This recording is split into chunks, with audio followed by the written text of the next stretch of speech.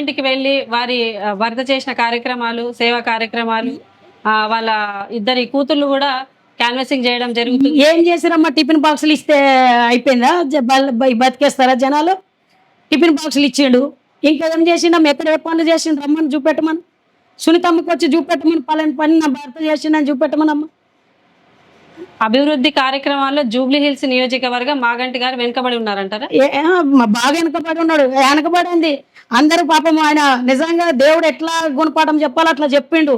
ఆయన ఎవరైనా శత్రువైనా కూడా బాగుండాలని కోరుకుంటాం, కానీ దేవుడు ఎట్లా గుణపాఠం చెప్పిండో చెప్పాలో అట్లా చెప్పిండు దేవుడు. ఇప్పుడు నియోజకవర్గంలో అయితే ఇదొక పెద్ద హాట్ టాపిక్ గా మారింది జూబ్లీ హిల్స్ ఎన్నికలని. నేను ఒకటే అడుగు తెలుసుకుంటున్నాము మీ మీడియాలకు కానీ మీరు మీ అందరికీ, ఇదే కేటీఆర్, ఇదే కేసీఆర్, ఇదే హరీష్ రావు దళితి సాయన్న చచ్చిపోయిన రోజు ఎక్కడ పోయారో మీరందరూ? మరి ఆ రోజు ఎందుకమ్మ ఈ సానుభూతి చూపెట్టలేకపోయారు? మరి ఆ రోజు ఎందుకమ్మ సాయన్నని ఫ్యామిలీని ఇచ్చేయలేరు? సాయన్న టీఆర్ఎస్లో పుట్టి పెరగలేదా? సాయన్న ఇది లేదా అంటే టీఆర్ఎస్ గవర్నమెంట్కి బీసీలు దళితులు అంటే లెక్కలేదా? బీసీ ఓట్లు దళిత ఓట్లు వద్దా టీఆర్ఎస్ గవర్నమెంట్కి? ఈరోజు సానుభూతి అని చెప్తే ఓట్లు వేస్తారా జనాలు? టీఆర్ఎస్ బీసీలకు దళితులకు ఒక న్యాయము, ఓసీలకు ఒక న్యాయం అంటారా?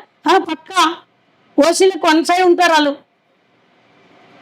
ఓసీలకు వన్ సైడ్ ఉన్నప్పుడు వాళ్ళు దళిత బంధు అలాంటి ఇచ్చారు కదా. ఎవరికి ఇచ్చారు? వాళ్ళ చుట్టూని కార్యకర్తలు కాలనుకుని రౌడీ రాజ్యం వాళ్ళకి ఇచ్చుకున్నారు. సామాన్య ప్రజలకు ఎవరికి వచ్చినాయమ్మా? సామాన్య ప్రజలు మా దగ్గర ఇది ఎందరున్నారో దళితులు నేను చూపిస్తారమ్మనమ్మ.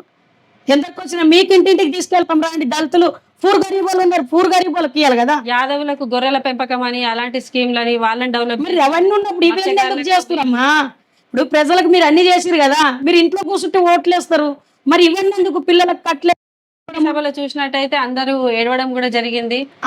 అలాంటి గుణపాఠం చెప్తారమ్మా, వాళ్ళు ఏడిస్తే అయిపోయిందా?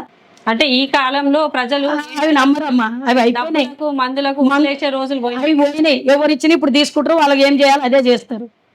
నువ్వు ఇచ్చినా తీసుకుంటారు, నేను ఇచ్చినా తీసుకుంటా, ఇంకొకరు వెళ్ళినా తీసుకుంటారు, ఇంకొకరు వెళ్ళినా